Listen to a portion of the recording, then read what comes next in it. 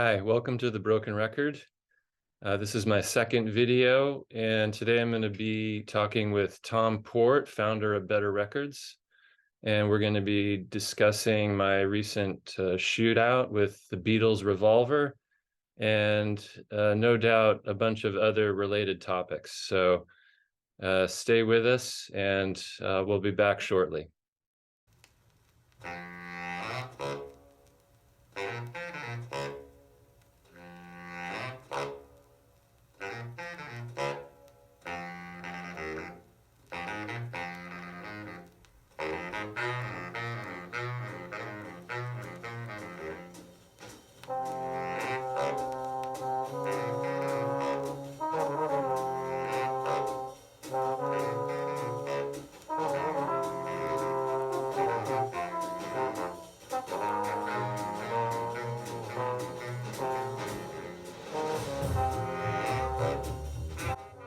All right.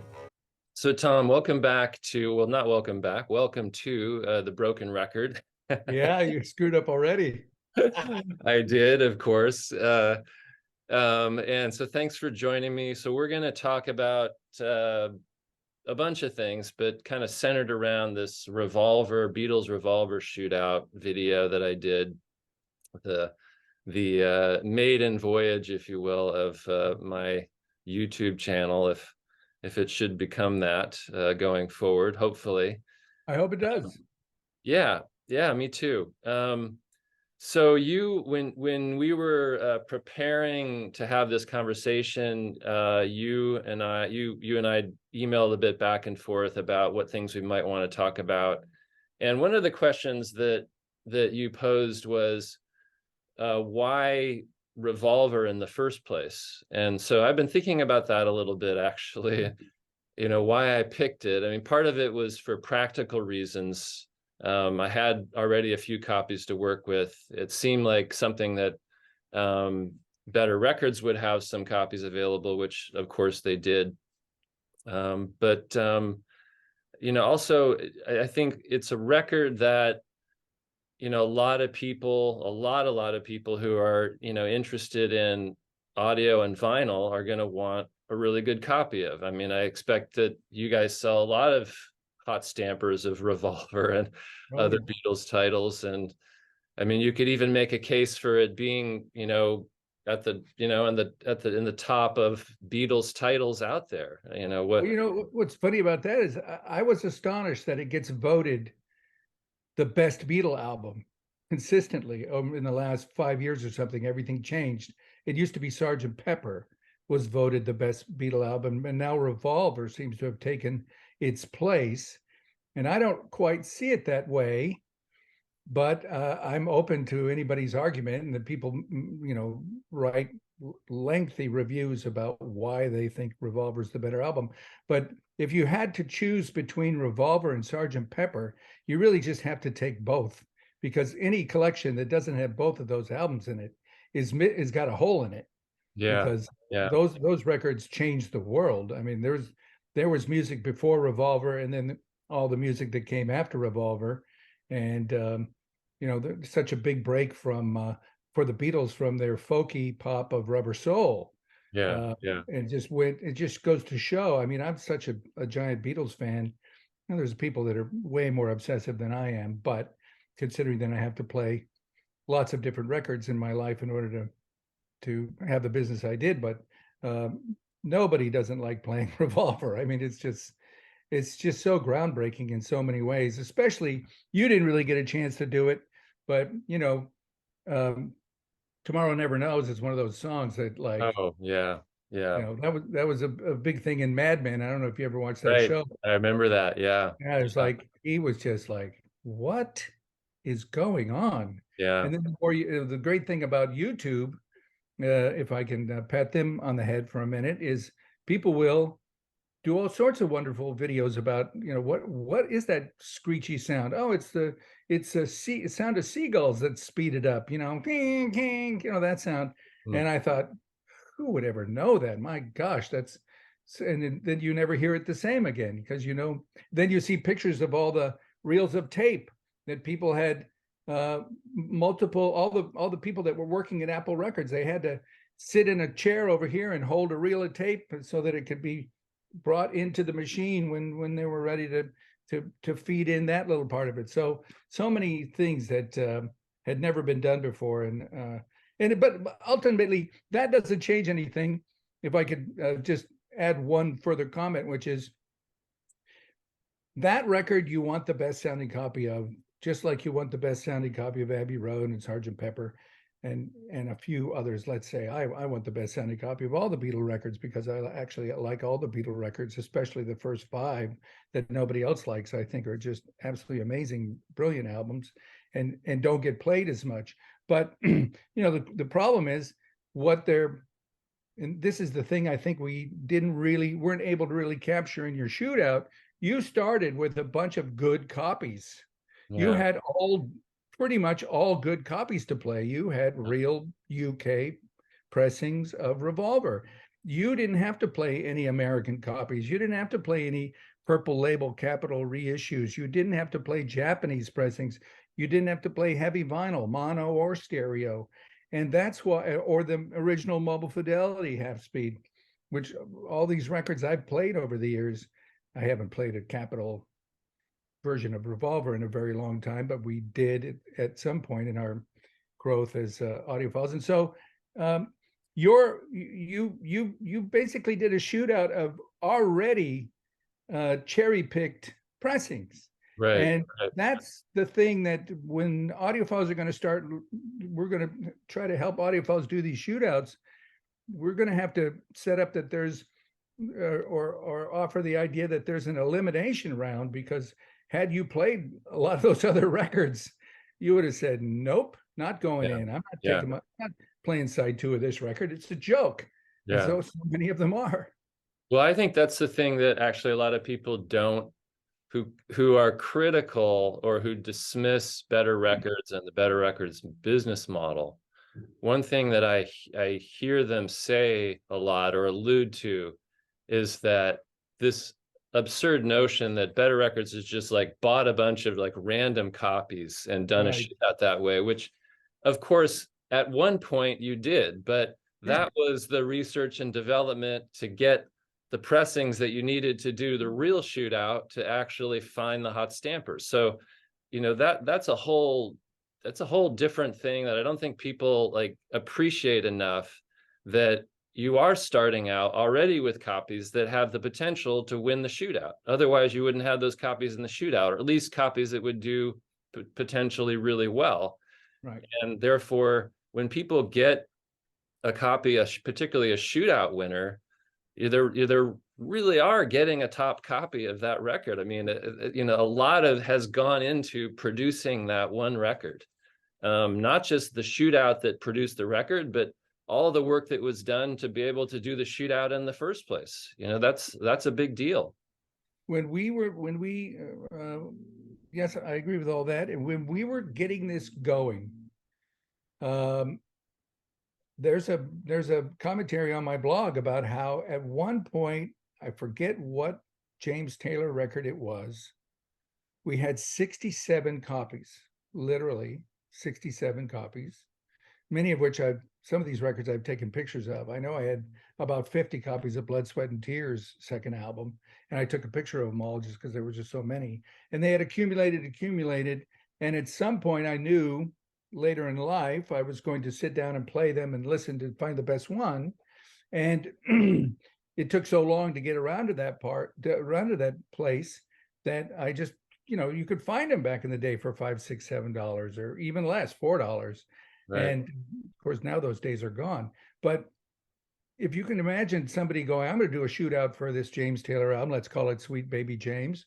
And I'm going to find out what the best was. And here's what I'm going to do. I'm going to go find out what the earliest one is. And there's a guy named Lazarus who cut the earliest pressings and was a recording engineer.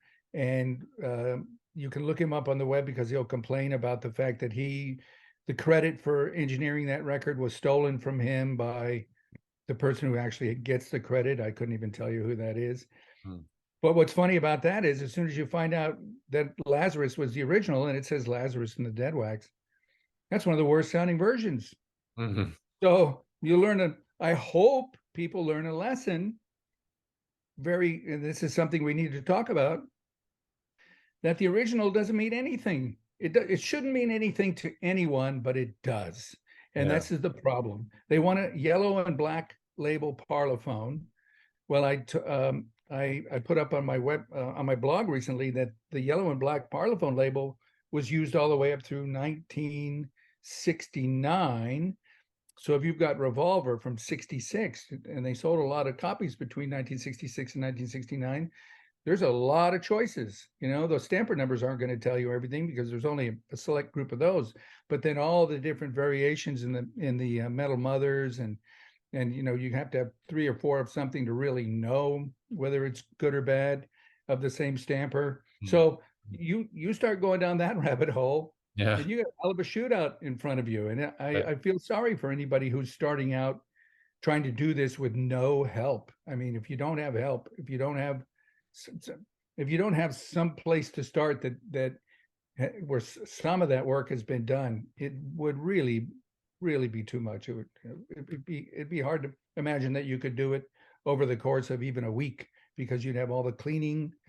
I don't know where you got all the records, but they cost a lot of money. Right. Right. See, you Yeah. sort of did the quick and dirty, easy version of it, even though it wasn't easy, but it's hard. Yeah. But had you had to start with nothing, boy, can you imagine? Yeah. Yeah. Well, I do that sometimes, but usually I try to tackle something where there are fewer versions Right. to get through, so I only have to, maybe get 3 or 4 versions of it and start there. And so, I mean, I do kind of mini versions of that, sometimes, sometimes with success, sometimes not. Well, here's the thing. You took the leap, you made the effort, but you haven't what the mistake you don't make is by saying, this is it, folks. Here it is. It's done. I did it. I know what I'm talking about. Right. Because that's almost never true. There's always some other version. A good example would be there's a couple of Pink Floyd records. I won't even name them. We didn't chance upon the best stampers until about maybe 10 years ago. I've been playing that record forever, 30 years. And I thought the American versions that were cut, TML cutting, Mastering Lab cutting, and I had some original British, I had all kinds of pressings of these records. And it turned out the wrong country and the wrong issue was by far the best. Now, had I stopped at some point, I would have never learned that. And if I told myself I have this records ticket, I would have been wrong. Yeah. So it's a never ending process. But once you have a really good one, which you do, or which you did find, then whenever you find one and you want to play it, you have a reference that Right. nobody else has. I mean, you have a killer copy. You want to know whether something's better than that. It wouldn't take you 2 minutes to find that out. Yeah. Yeah. Well, I think I mean, it's a good point. Um, it, the the yeah. Anyway, I lost my train of thought. That's So uh there was something I wanted to say about that, and I lost it. So I'll circle back. It'll come Uh, back.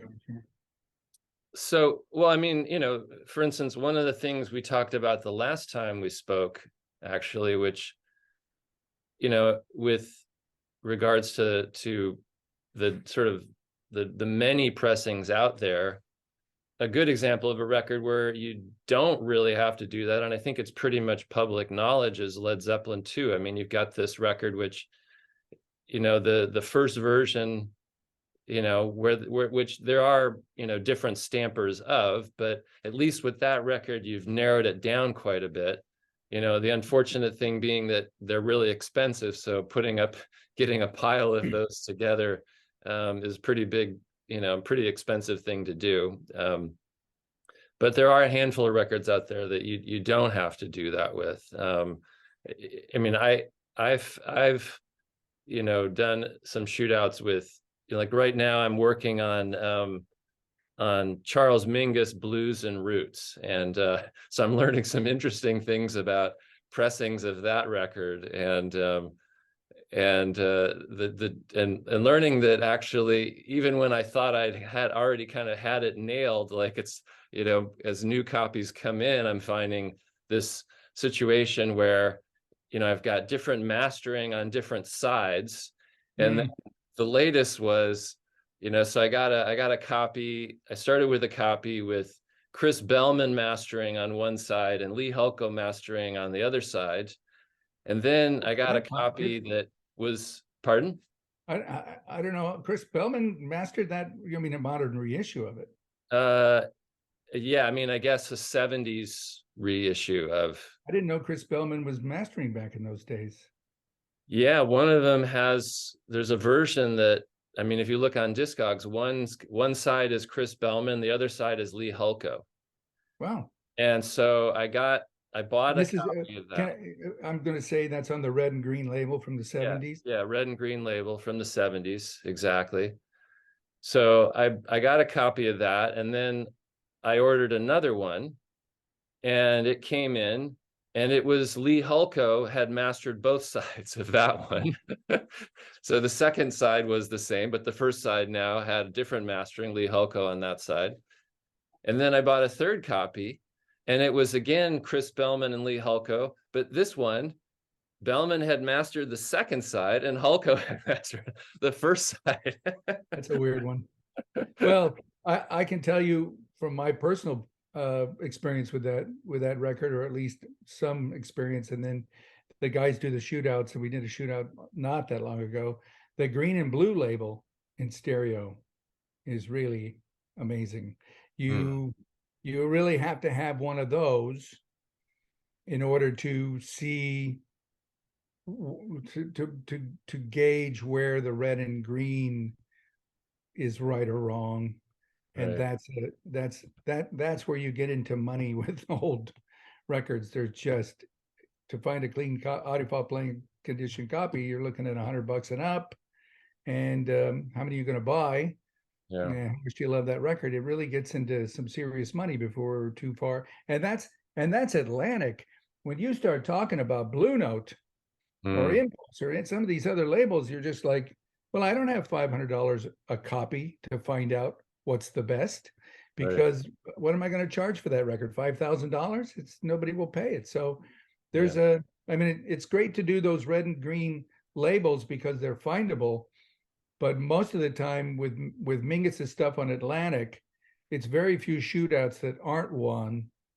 I would say none by the green and blue label.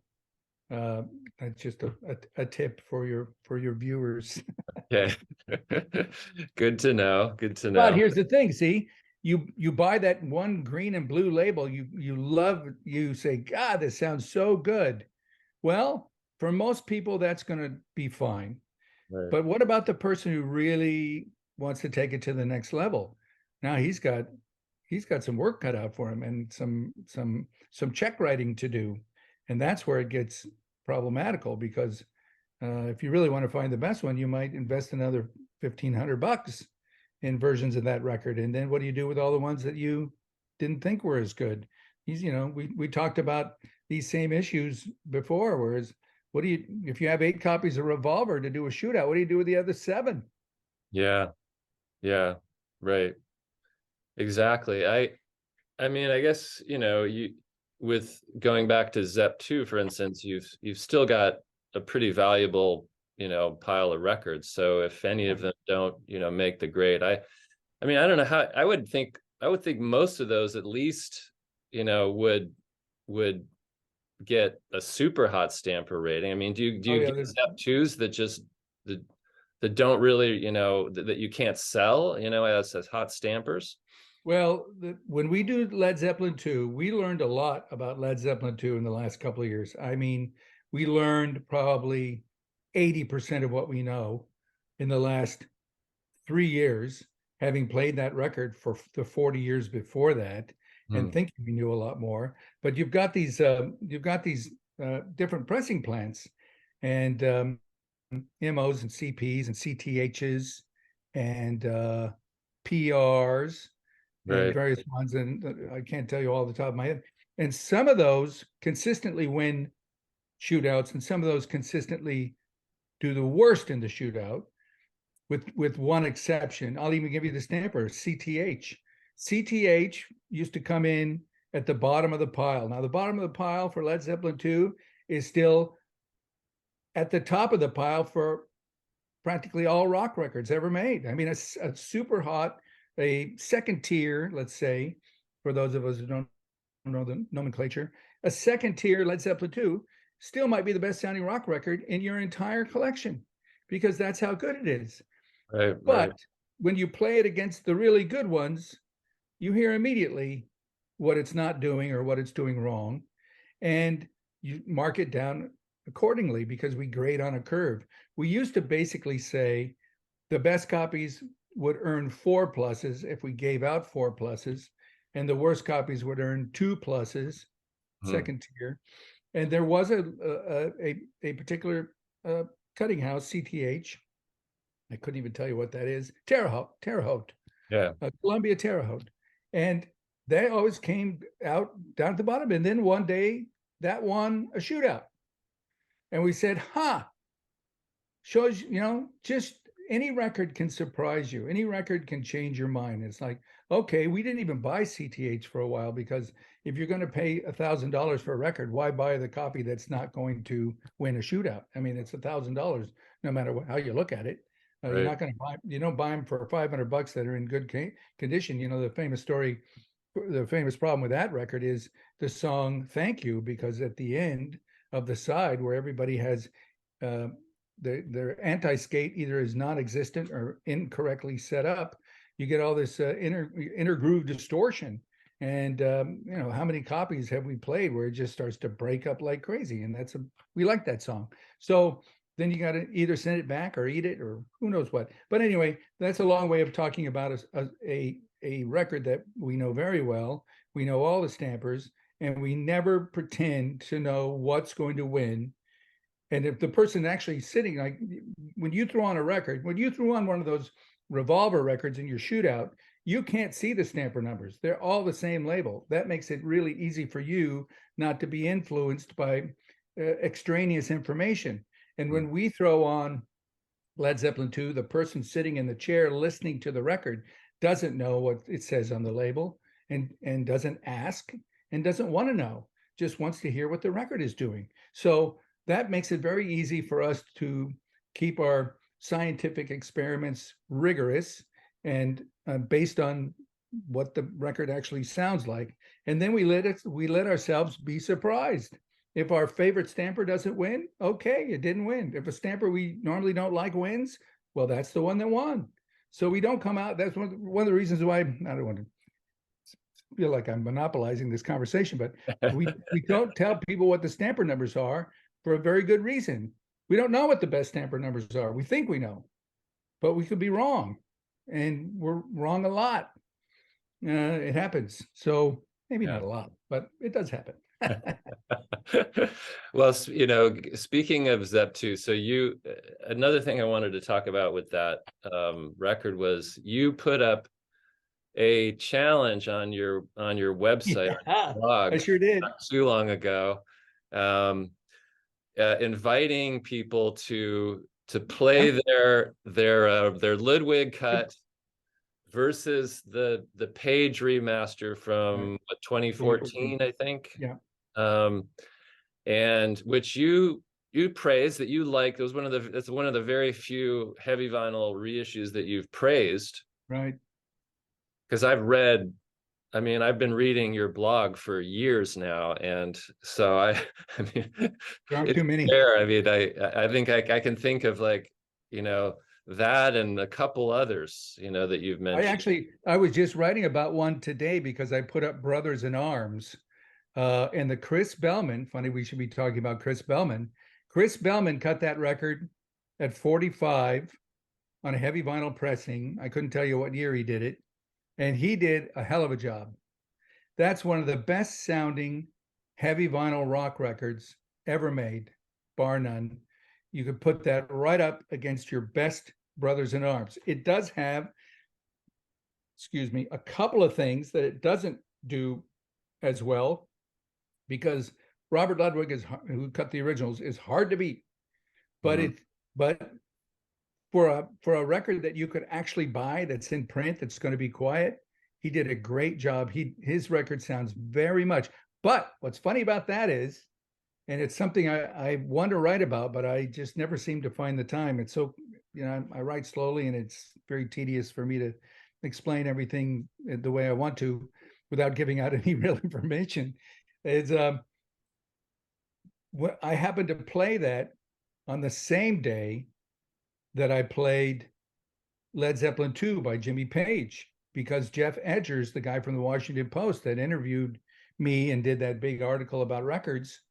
Hi, Jeff. I'm sure you're going to be watching this. He brought him over, and I had to tell him, man, those are some good sounding records. I'm glad you brought those heavy vinyl records to me so I could stop saying that all heavy vinyl is terrible, because these two records are very good. They're not as good as they could have been, should have been, but they're awfully good. And when you can buy an awfully good record for whatever, $30, $40, when it comes to Led Zeppelin 2, I think it's cheap, 25 maybe. Yeah, And yeah, such a perfect example when people like the LP45 guy, not to pick on him, that German guy who's in a yeah, lot of videos, and right. he has nothing nice to say about those records. And I say, and I go, well, yes, we played some of the other titles, and I wouldn't have very many nice things to say about those.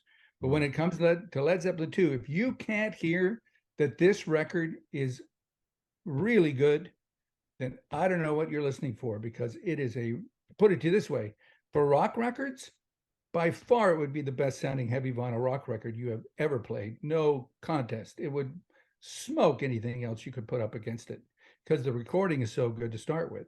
Mhm. Anyway, Yeah. that's my story. I'm sure you were trying to ask a different question. Go ahead. No, that's all good. What I was getting to was the challenge, and what if Yeah, you I were want to challenge you. yeah, I know, and I still got that in my to-do list. Um, got a lot of projects in the queue right now. But maybe you could talk a little bit more about that challenge. Maybe you could just kind of mention what the challenge was. So for people who see this but maybe haven't read it on your blog. Well, it's pretty short, because all it is I'm saying there's some really, really obvious characteristics that the new pressing has that the old pressing doesn't have, and they should just jump out at you. And so if they don't jump out at you, you have to wonder what your stereo is hiding from you, or what your ears aren't telling you, because this is a pretty big difference. And it has a lot to do with not what the master here, actually, what I am going to write about when I finally do get down to brass tacks and lay it all out, is the idea that there's something about a master tape that you want the sound of. But I can tell you the sound of Led Zeppelin 2 is not the cut by Robert Ludwig, is not the sound of the master tape, because I'm quite sure Jimmy Page handed him a tape and he did some things to it. And then he had that tape, and Jimmy Page, as you know, is very intimately involved with the production of his albums. He handed it to another engineer in 2014, and they did the version that Jimmy Page thought was best based on the tape. He's got the master tape in his hand, and he wants to make a record based on that tape, because he was responsible for the sound of that tape. He helped guide the production and the sound of that Led Zeppelin 2. And they are night and day different sounding. So what is it? Is Jimmy Page right? Or is Robert Ludwig right? Or is somebody else right? Or is it none of your business who's right, and you just play the one you like? And what is it about the one you like that you like better? The people that are criticizing the new version, I feel like you're not hearing. How can you not hear what's good about this, right? What's so good about this record? But don't go down this rabbit hole of Well, it's not what the master, it is what the master tape sounds like, or it isn't what the master tape sounds like. That's not, who cares? You Yeah. know, we're not in the master tape listening business. None of us have master tapes. What do we care what the master tapes are? If the master tape was terrible and the mastering engineer fixed it, should we say, oh, you shouldn't have done that? You should have left it all screwed up. Yeah. See, there's so many. Here's what I want to. Here would be my final comment about that. There's so many ideas that audiophiles have in their heads about things that I feel like are holding them back.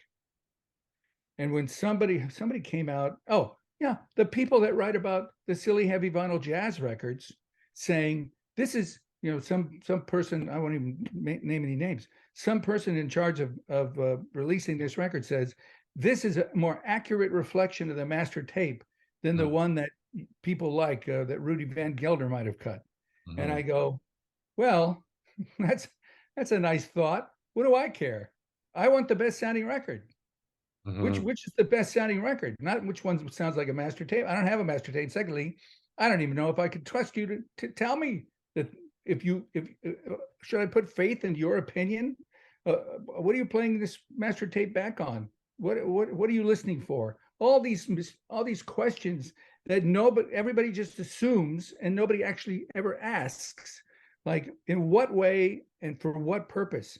Does you think Rudy Van Gelder screwed up this tape after he recorded it, and his version of it, which commands huge amounts of money, that's irrelevant, but still, why is he wrong? What's wrong about what he did? And what you did is right, when, as we all know, a lot of us sit there and go, well, if this is right, give me something wrong, because this isn't cutting it. I don't feel it. Yeah. I have a friend who's a jazz guy, and he says, if I either feel it or I don't. Well, when I play these heavy vinyl records, I don't feel it. Yeah. Although when I play Led Zeppelin 2 on the heavy vinyl, I do feel it. So, and also Brothers in Arms. And there's another one, the Beethoven Fourth, the Classic Records did. We put that record, the heavy vinyl version of it, with I think it's Montour or Munch, I forget.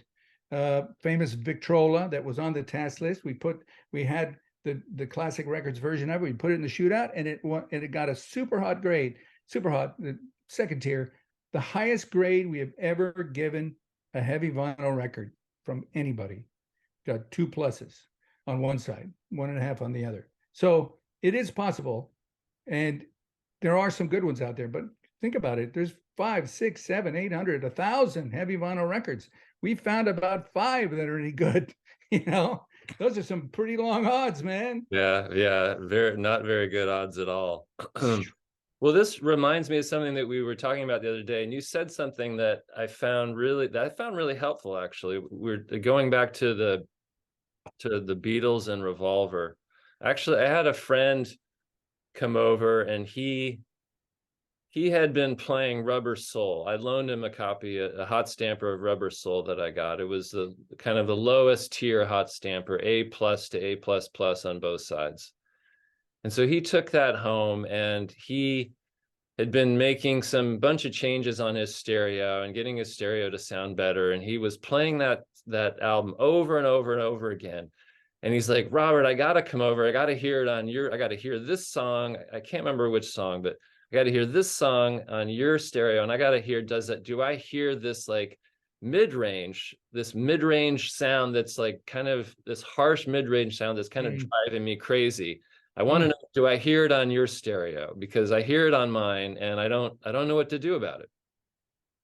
So he brought it over, and we played the record, and I could hear what he was talking about. It didn't bother me as much as it bothered him.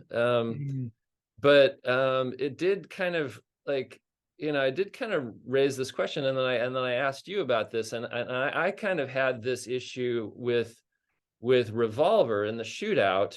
So I was using the first 2 tracks on each side. So this on the second side, second track, And Your Bird Can Sing. So that song, and I actually find this to be often the case with the songs that John Lennon sings. There's something about his voice that kind of pushes up to this place in the frequency, Hmm. range that, if it doesn't resolve really well right there and everything is kind of working there, it's it can be a little bit hard to want to turn that up. Um, Right. and so you talked about how, these recordings, they're not perfect, they're Right. in it, and I've been thinking a lot about that, and how, they're not perfect, and they're not, they don't need to be perfect. Um, but in trying to play them back the best way that you can, you start to kind of appreciate all the wonderful things about it that much more. And it got me thinking, I wonder if this isn't what goes wrong a lot of times with these remastered reissues. Is somebody's playing, let's say, they're listening to And Your Bird Can Sing, and their stereo can't really play it back very well, so they hear that and it's like driving them crazy, and they think, we got to remaster this and we got to fix that. So they go Right. in and they start changing the EQ, and maybe like they fix it, maybe they don't, but in the meantime they screw up everything else on the record. Right. I actually talked about that quite a few listings. One of the things, for example, that I really, one of the first big commentaries I wrote was for Jackson Browne's first album, which people mistakenly call Saturate before using, but it's just Jackson Browne. That just happens to be something printed on the cover. But it's very smooth and it's very rich. It's got the Asylum sound I love. We love that sound. And when it gets loud in some of the big choruses, which are just a joy. I can, just thinking about it, I can feel my hair rise on my arms, and I think whoever would remaster this record would say it's dull. It's just dull. It needs more treble. It doesn't sound like anything. And of course, they'd be playing it too softly, and they'd be playing on equipment that's not nearly resolving enough, and they would brighten it up and ruin it. Mhm. So nowadays they wouldn't, because everything is just so rolled off. Like it's phenomenal to me that these heavy vinyl records are just so dull in the upper mid range. And I think you hit upon it, which is we don't want to piss anybody off. We want everybody to be happy. This is the lowest common denominator version of this record. You can play it on any piece of junk stereo. You don't have to work on your stereo. Your stereo will play this record just fine. You'll never hear it right, but how will you know? It's the one you bought. You're not bringing it back. You just figured, well, this is the one that was authorized by person X, whoever's in charge. That guy must know what he's doing. Well, that's not exactly the way I think about things. But so good example. So many records you say, God, Madman Across the Water. Don't brighten that up. It's rich and it's lush, and that's the sound of it. And it's the sound of the early English pressings, which are the only ones that are any good, and it's not on anything else. And if you try to remaster it and fix it, you're not fixing it, you're ruining it. Now it doesn't sound like the album that Elton John recorded. uh, you may not know that, and you may confuse this modern sound with the sound of the album, but that's not the sound of the original. Not that the original is right or wrong, but in that particular case, it is right. Once you hear it right, you go, Right. wow. Right. Yeah. When you hear it right, that's the key, right? I mean, you Oh, really have to be able to play that record loud to hear it right, And so if your stereo can't play loud, then you're going to struggle with that. And that actually reminds me of another thing I wanted to talk to you about. You regularly write about and talk about records that are difficult to play back. I think you have your like difficult to reproduce scale or exactly. something like that. There's a lot So of them. I find that like a really interesting thing. Like there are records out there, and I've noticed this too, like records where I play it and I'm like, I can't, that just doesn't sound good to me, and then I make some improvements on my stereo, and I thankfully didn't sell the thing, and then I pull it out Yeah. and I'm like, wow, I really hear it differently now. I mean, it's so interesting how, I mean, even like a relatively small change can mean the difference between that record sounds right and that record doesn't sound right at all. I mean, it's pretty remarkable how that happens. You went through that with your VTA and some of the other anti-skate and some of the other things you were doing with your turntable. Like once you get those settings right, you're not playing the same record. You're hearing it with the needle tracing, excuse me, the groove properly, and you weren't before. And how many audiophiles go through that trouble? A minority, let's say, to be generous. Yeah. And a lot of people don't even have adjustments like you do on a triplanar arm. The triplanar arm is so adjustable. It's just when I got my triplanar arm many, many years ago, 25 years ago or more, and I was afraid of it, but then I started to play with it and started to really get to know it. And I said, this is going to take me to the next level by itself. Mm-hmm. In and of itself, I'm going to get to another level of audio because I can play these records back and know that that needle is exactly where it needs to be in the groove with the right tracking weight. That's another one. So not to go off on a tangent, but some people will say, "Oh, I'm tracking at the weight that they recommend for this cartridge." I go, "Why? Why are you doing that? That's a good place to start." But if you change the tracking weight 1/100th of a gram on my system anyway, it's very audible. And you'd make it 100th of a gram heavier or 100th of a gram lighter, you hear it right away. And so I don't care what they recommend. I want to find out what sounds best. And then you really get everything tuned up and it's like your 12-cylinder engine. Everything is just everything is just working together. And you can't believe all the energy that comes out of that too. That's a big thing with VTA and all these settings. It's like suddenly records get powerful that they weren't that powerful before. You go, wow, what happened? Well, I just started to play it better. But that's Right. neither here. But I would say what going back to "And Your Bird Can Sing." So here's the way I would think about something like that. The thing to know about Revolver is, okay, let's say they wanted to push the vocal on "And Your Bird Can Sing" and it strains a little bit. Well, if all the other songs sound good, or at least they sound like some are a little smooth, some are a little bright, but most of them are correct, so that when you move the needle to one direction or another, it makes more songs worse, and you move it back this way and it makes more songs worse, and you find that middle ground where the most songs sound the best and the worst songs still sound good, just have a certain characteristic, and the dullest songs aren't quite as dull, but they're still dull because that's the mix. Then you're in the ballpark. You're basically correct, playing the record correctly. And the only thing at that point you can do is, if you want to hear that record better, you got to have better stereo equipment or a better room or more vibration control or more control over the electricity or a better whatever it is. You can keep making improvements, but those aspects of the sound, like the pushed vocal on "And Your Bird Can Sing," it's supposed to be pushed, but it's not supposed to be bad. So you get it to still have that character, but now it's less distorted, cleaner, and sounds even more right. That's kind of the way I would look at any given side of a record. You're just going to have to try to figure out what is it.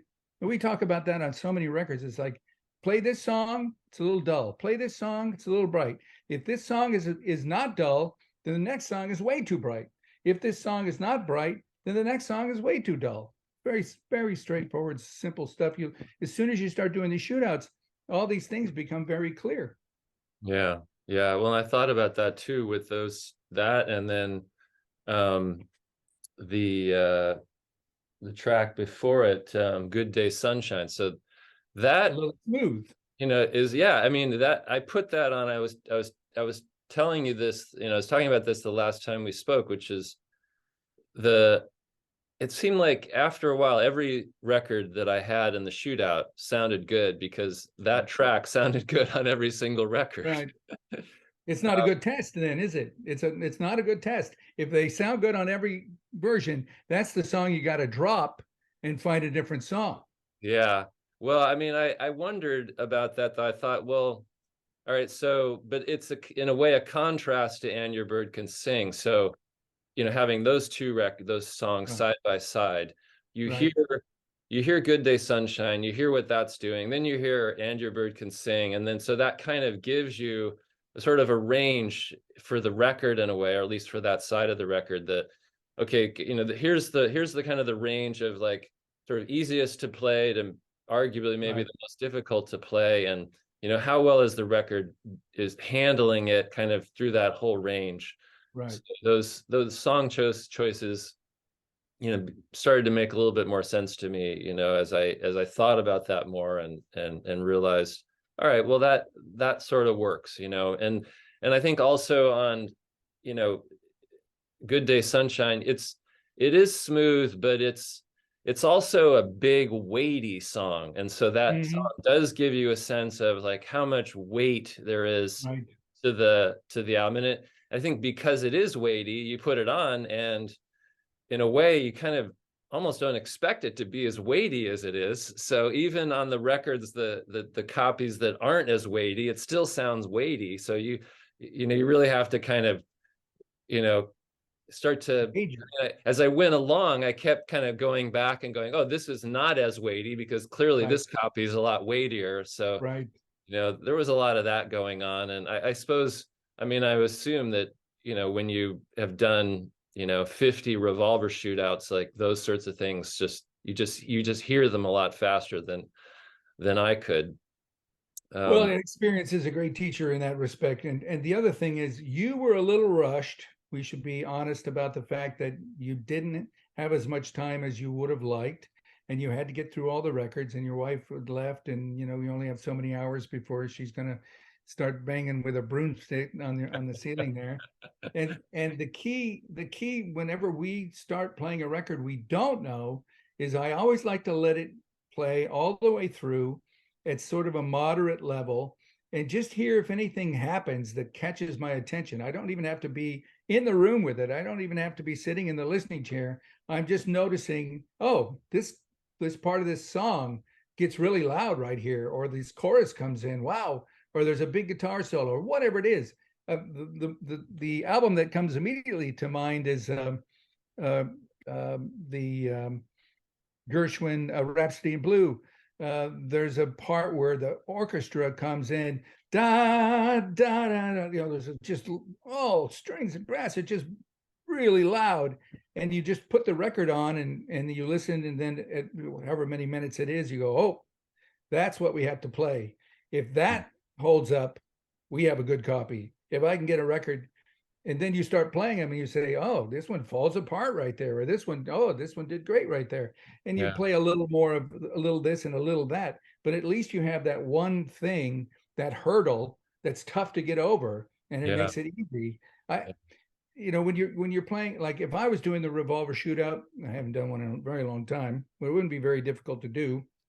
I'd want to sort of revisit what those songs, what each of those songs is doing. You want to stay in the top four because getting an arm over and doing all the other things gets a little tricky. I mean, I certainly wouldn't use Tomorrow Never Knows for my shootout because that's song number 7 and it's way at the inner grooves, and who wants to mess with all that? But somewhere in there's a couple of songs. Sometimes there's 3. A lot of times if you look at the notes that we put on the blog, there's 3 songs we played because the 2 songs weren't enough. There was a third song that was also very helpful, and we would play all 3 of them, and then some would do better on one song and some would, the other thing you notice about your notes, which we would love to see your notes, and I'm sure in the next shootout you'll put them on there, but your notes are in real time. So you start playing a record, you start making notes. When you get to for track 1, when you get to track 2, your notes are going to change because it's like, oh no, this is too thin, or oh no, this is too smooth. Where'd the top end go? Why is there any deep bass? So it's like, yeah, this record sounds great. No, it doesn't sound great. You do right, the way that, and then there's a grade at the bottom where, okay, I get it. Track 1 was easy. Track 2 kind of fell apart. I'm going to give it this grade. And so I constantly either crossing things out or saying, "Oh no, I was wrong about that." Yeah. Well, then I wanted to kind of move from Revolver and just kind of wrap up today and talk about what I might do with my next shootout. We talked about this a little bit the last time we spoke, but I still haven't landed on anything yet. And I don't know. I'm wondering if you had any ideas, anything where to kind of pivot from Revolver. What might be a I mean, Revolver seems like a very appropriate record to start Right. with. What any thoughts on that? Well, I would say this. I've given it almost no thought because I think Led Zeppelin 2 would be a great one to do, but I don't know where we at. But I think we might be able to help you with that one. But let's assume it's not. Let's assume it's not Led Zeppelin 2. The problem with a lot of jazz shootouts, the kind of jazz that a lot of people are playing, is too easy to reproduce. It's just too easy to take a quartet that was recorded live in the studio with very little processing, or if there is some processing, it makes the record sound great. One of the things that helped me get better in audio was I liked very, very complicated big productions. Like there's somebody on your blog mentioned that Rudy Van Gelder's peak recording era was such and such in the 50s, and then by the 60s and 70s he had lost it. And I go, well, one of my favorite Rudy Van Gelder recordings is Grover Washington's All the King's Men. That's a big band record, and it's phenomenal. Deodato, Prelude. That's a phenomenal recording, 1970 something, I couldn't tell you. Rudy Van Gelder got better. He could never have recorded a big band as well as he did later on in life. And so I like to do those kind of records because a lot of times when you're playing instruments that are actually real instruments, which is a problem with rock records, every one of those guitars on Revolver in one way or another has its own sound. What is that sound? I don't know. I wasn't in the studio. I couldn't tell you. And then whatever they did to the sound. But when you're listening to brass or woodwinds or a saxophone, and it really sounds like that instrument, classical is the same way, then you're on to something. I wrote a big commentary about doing a bunch of tweaking of my stereo in 2005 with a record and with some records. And then I went to play a Michel Legrand record, very famous Jazz Legrand or Legrand Jazz, the one that he did with Miles Davis and all Right, these right. bass Yeah. players, Columbia. And when I put that record on, it sounded totally wrong. And I said, "What? The brass didn't sound right, and it was just a mess." I had to undo everything I did because I was trying to get a certain record to sound good, and realize, you know what? You can mess around and you can get any record to sound better than it does, but then everything else is wrong.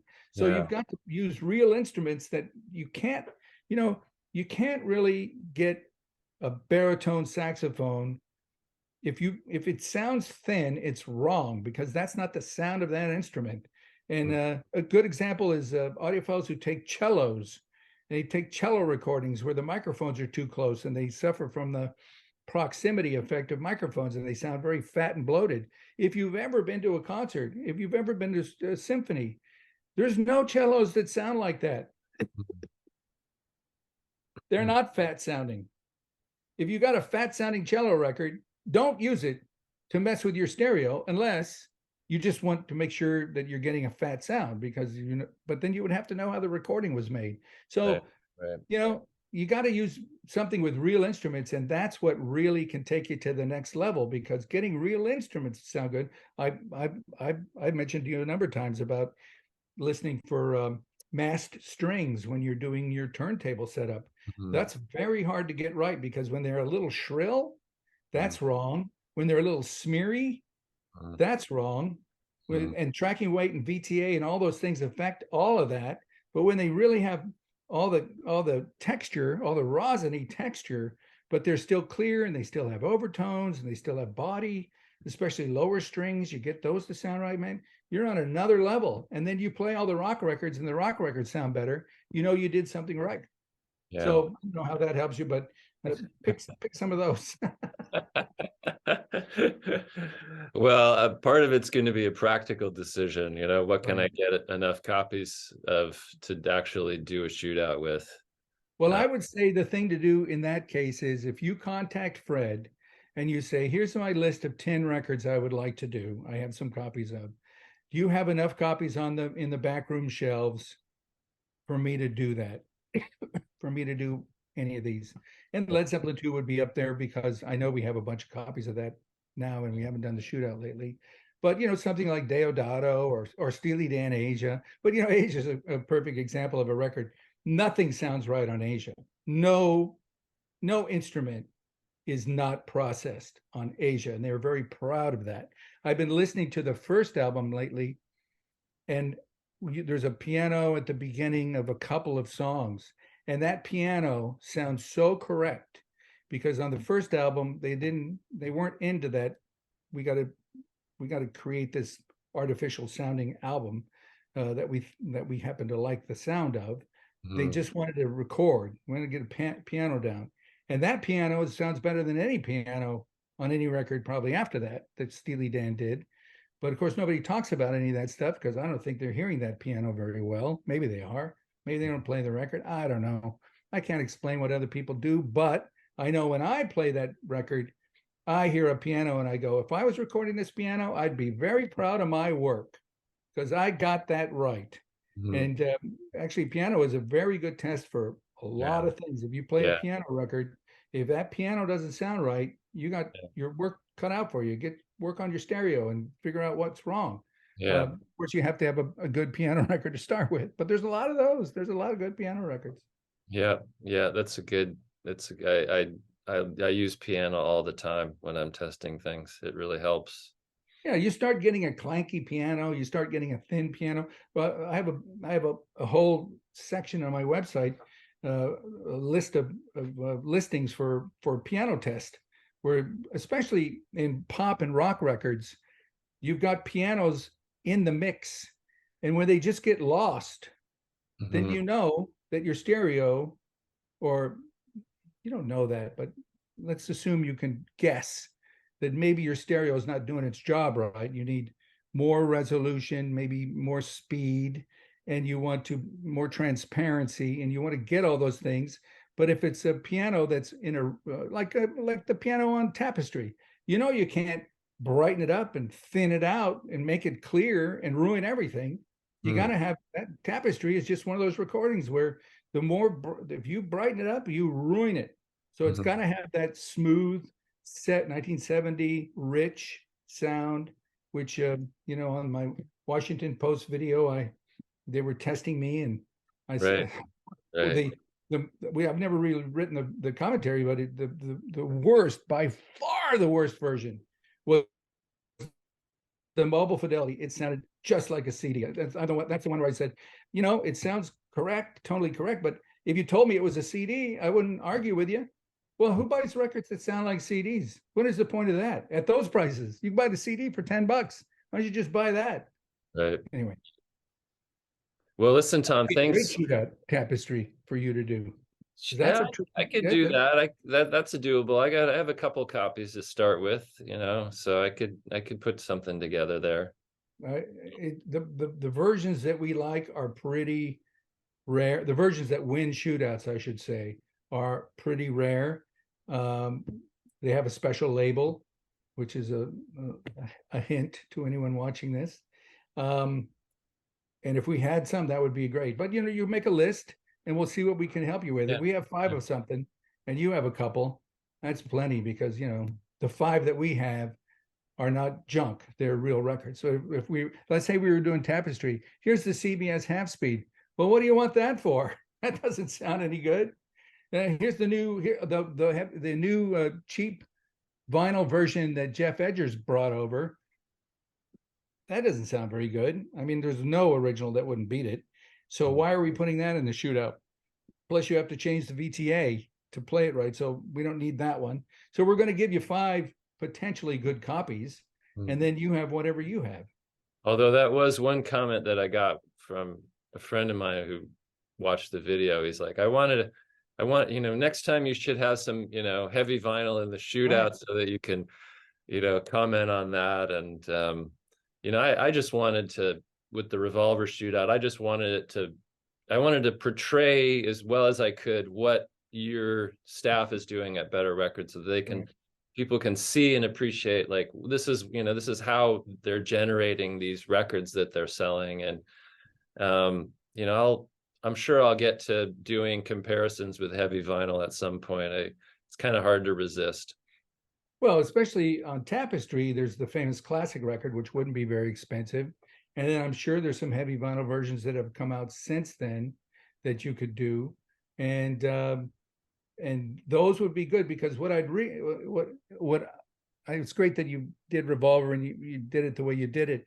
But going forward, I'm with your friend. It's like when you play one of these heavy vinyl versions after you've played versions that sound correct to you, it's so obvious what they're not correct about. It Right. becomes just obvious. Like somebody did, here's where the mid bass just is just too much. It's blocking me. The bass notes that are trying to fight their way through are being blocked by all this mid bass, which is great if you have a pair of speakers with 5-inch woofers, but you don't. And so a lot of these things, you listen to them and you go, wow, why would somebody make a record sound that way? This is just ridiculous. And then you go read all the great reviews on the web, all the people that love that copy, Yeah. that Well, it's a they all teachable have moment. 5-inch woofers in their speakers. You know what? You got some 5-inch woofers, man. I don't know what to tell you, but that's just not a good way to approach audio. It's a great way. If you want to listen to music, that's your business. But don't be telling anybody what something sounds like coming out of a 5-inch woofer. If you've ever been to a symphony, you know that there's not a single instrument up there that would sound right coming out of a 5-inch woofer, let alone all of them at the same time. It's Right. so preposterous. Hmm. All right. Well, I'll get to work on my list Yeah.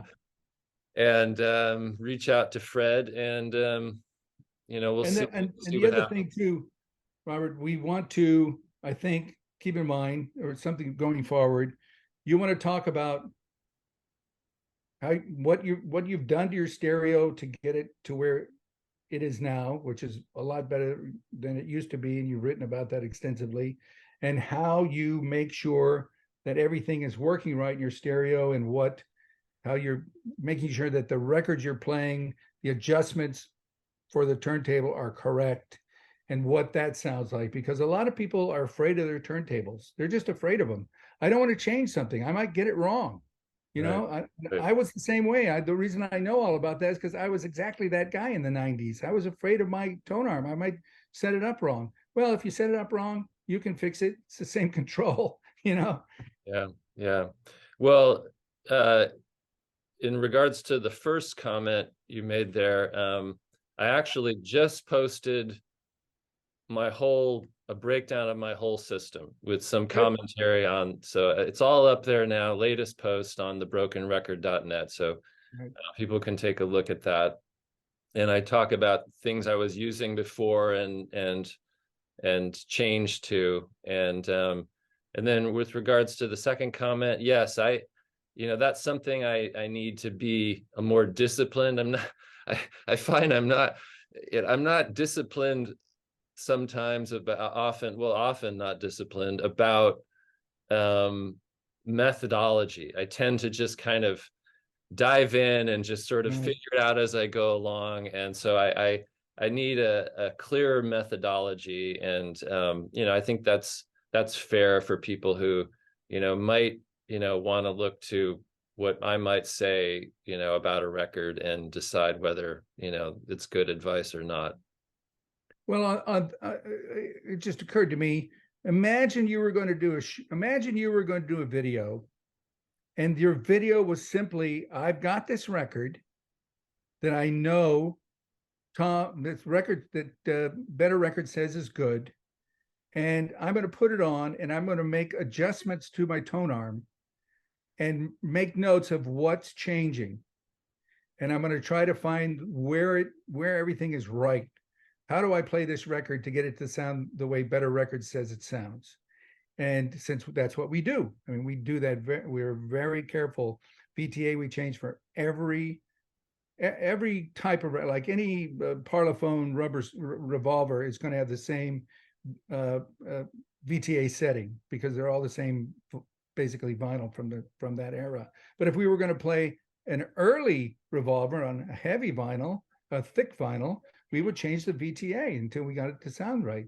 And so you have to go down that, you have to do that extra mile, because if you don't, whatever you think you're learning is not necessarily reliable. So that would be a great video for you to say, look, I just changed my tracking weight a little bit, and man, listen to that. It was a little light apparently because I just added a 100th of a gram, and now it got bigger and richer.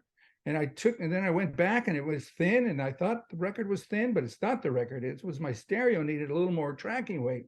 Mm-hmm. These sort of things a lot of people don't understand this stuff, but you do, and you could show them. Yeah. Good suggestion. Good advice. Thanks. Here's some work for you to do. Yeah, I'll add it to my growing project list. Yeah, I got a lot of lists. Well, I'm glad there wasn't any YouTube when I was really going to town with all this stuff around 2000, because man, I was so confused and lost so often. It took us many years to get to the stereo, and then many years after that. And we talk about a lot of the breakthroughs we made and milestones that when we got our 324 phono stage, that was like, what? I got my Dynavector cartridge. It was like, what? Oh my God, listen how good that thing sounds, and all the colorations seem to be gone. All these colorations I didn't know were even colorations until I got rid of them. Yeah. This is the great thing about audio. It can always get better. Yep. Well, thanks again for your time, Tom. Thanks, It's always good to see you, and look forward to the next one. All right. We'll have another audiophile round table. Sounds good.